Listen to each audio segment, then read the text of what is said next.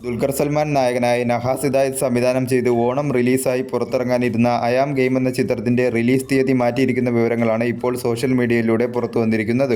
August 20-നാണ് ചിത്രത്തിന്റെ release തീയതി പ്രഖ്യാപിച്ചത്. എന്നാൽ ചിത്രത്തിന്റെ പോസ്റ്റ് പ്രൊഡക്ഷൻ വർക്കുകളൊന്നും കൃത്യമായി കഴിഞ്ഞിട്ടില്ല എന്ന വിവരങ്ങളാണ് ഇപ്പോൾ പുറത്തു വന്നിരിക്കുന്നത്. ദുൽഖറിന്റെ കരിയറിലെ തന്നെ ഏറ്റവും വലിയ റിലീസുകളിൽ ഒന്നായി ഇറങ്ങാനിരുന്ന ഈ ചിത്രത്തിന് ഓണം റിലീസായിരുന്നു ഏറ്റവും നല്ല സമയം. എന്നാൽ ചിത്രത്തിന്റെ പോസ്റ്റ് പ്രൊഡക്ഷൻ വർക്കുകളൊന്നും കൃത്യമായി കഴിയാത്തത് കൊണ്ട് തന്നെ ചിത്രത്തിന്റെ റിലീസ് സെപ്റ്റംബറിലേക്ക് മാറ്റിയിരിക്കുന്ന വിവരങ്ങളാണ് ഇപ്പോൾ അറിയാനായി സാധിക്കുന്നത്. 3 ചിത്രങ്ങളാണ് ഓണം റിലീസായി മലയാളത്തിൽ നിന്നും റിലീസ് ചെയ്യാനായി തീരുമാനിച്ചിരുന്നത്.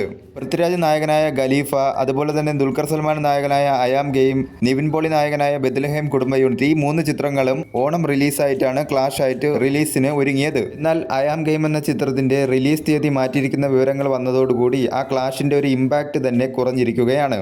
പൃഥ്വിരാജ് നായകനായ ഖലീഫ എന്ന ചിത്രത്തിന്റെ ഒരു ജൂക്ക് ബോക്സ് ഇന്നലെയാണ് സോഷ്യൽ മീഡിയയിലൂടെ പുറത്തു വന്നത്. അതിനെ ഒരുപാട് ട്രോളിക്കൊണ്ട് ഒരുപാട് പോസ്റ്റുകൾ സോഷ്യൽ മീഡിയയിൽ കാണാൻ ഇടയായിട്ടുണ്ട്. ഖലീഫ എന്ന ചിത്രത്തിന്റെ കുറച്ച് പാട്ടുകൾ, അതുപോലെ തന്നെ ചിത്രത്തിലെ ചില BGMs എല്ലാം തന്നെ സോഷ്യൽ മീഡിയയിൽ ഒരു ട്രോൾ മെറ്റീരിയൽ ആകുന്ന സ്ഥിതിയിലേക്കാണ് നിലവിൽ പോയിക്കൊണ്ടിരിക്കുന്നത്. 2023 ശേഷം ദുൽഖർ സൽമാൻ നായകനായ ഒരു ചിത്രവും മലയാളത്തിൽ ഇറങ്ങിയില്ല.